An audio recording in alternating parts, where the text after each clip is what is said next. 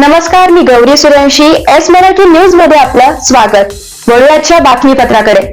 पुण्यामध्ये घरगुती वादातून एकाची गोळ्या झाडून हत्या. दाजीनेच मेहुणाला संपवले, नात्याला काळिमा फासणारी घटना.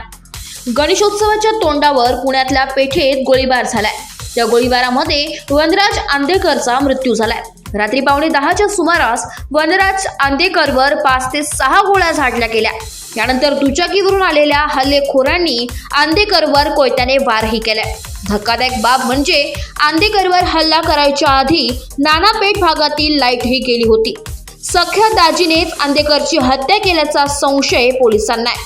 हल्ला झाल्यानंतर आंदेकरला तातडीने KEM रुग्णालयात नेण्यात आलं, पण डॉक्टरांनी त्याला मृत घोषित केलं. वनराज आंदेकरचा मृतदेह शवविच्छेदनासाठी ससून रुग्णालयात पाठवण्यात आला. तर नानापेठेत जिकडे हा गोळीबार झाला त्या ठिकाणी स्थानिक पोलिसांनी गुन्हे शाखेची टीम पोहोचली आहे.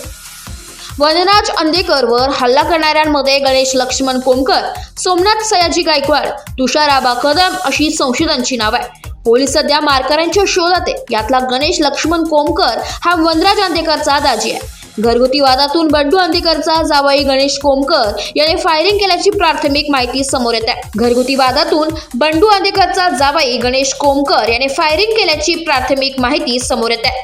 आंदेकर कुटुंबाने कोमकर कुटुंबाला एक दुकान चालवायला दिलं होतं, पण या दुकानावर पुणे मनपाने अतिक्रमण कारवाईमध्ये पाडलं.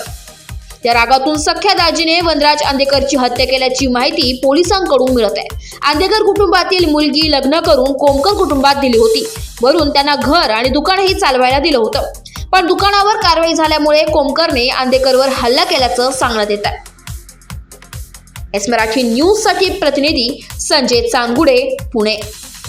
अशाच ताज्या घडामोडी जाणून घेण्यासाठी आमच्या एस मराठी न्यूजला लाईक करा, शेअर करा, सबस्क्राईब करा आणि पाहत रहा एस मराठी न्यूज.